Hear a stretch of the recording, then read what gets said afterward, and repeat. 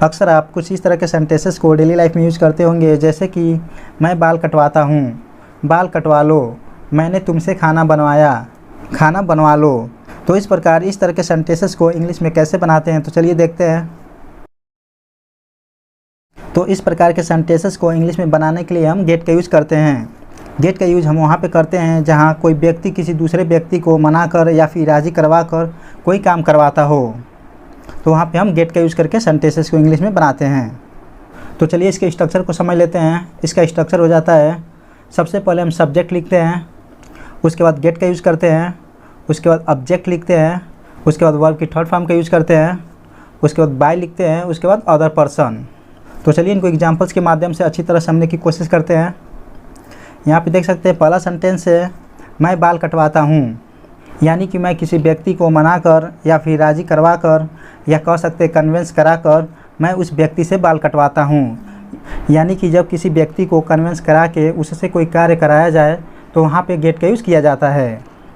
तो इसका इंग्लिश हो जाता है I get the hair cut, I get the hair cut. तो सबसे पहले हम सब्जेक्ट लिखते हैं, इस सेंटेंस में सब्जेक्ट आई है, उसके बाद हम गेट का यूज़ करते हैं अकॉर्डिंग टू टेंस, उसके बाद ऑब्जेक्ट का यूज़ करते हैं। तो इस सेंटेंस में बाल जो कि एक ऑब्जेक्ट है तो इसका इंग्लिश होता है हेयर।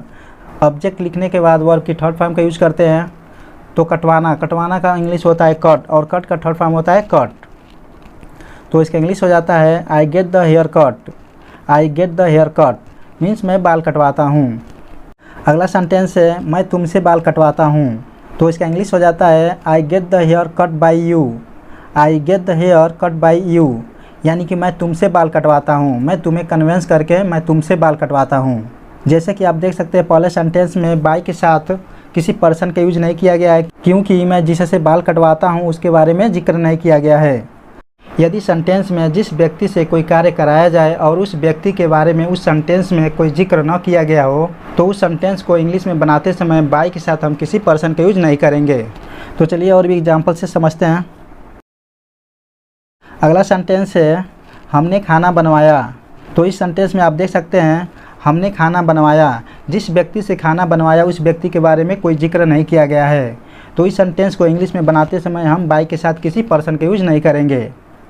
तो इसको इंग्लिश में बोलेंगे we got the food cooked, we got the food cooked means हमने खाना बनवाया।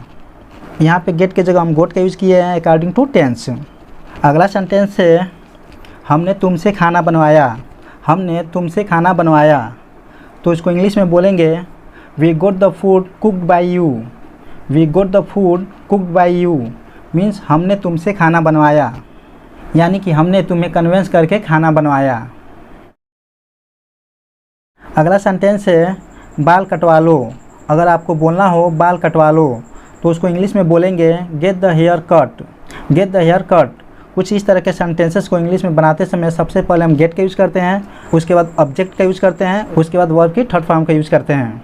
अगला सेंटेंस है खाना बनवा लो। अगर आपको बोलना हो खाना बनवा लो तो उसको इंग्लिश में बोलेंगे get the food cooked, get the food cooked means खाना बनवा लो। अगर आपको बोलना हो छत की मरम्मत करवा लो तो इसको इंग्लिश में बोलेंगे get the roof repaired, get the roof repaired means छत की मरम्मत करवा लो। तो इस प्रकार यदि कोई व्यक्ति किसी दूसरे व्यक्ति को कन्विंस करा के अगर उससे कोई कार्य करवाता हो तो ऐसे सेंटेंसेस को इंग्लिश में बनाते समय हम गेट का यूज़ करते हैं।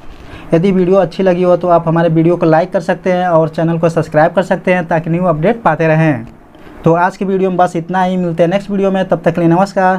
Thanks for watching this video.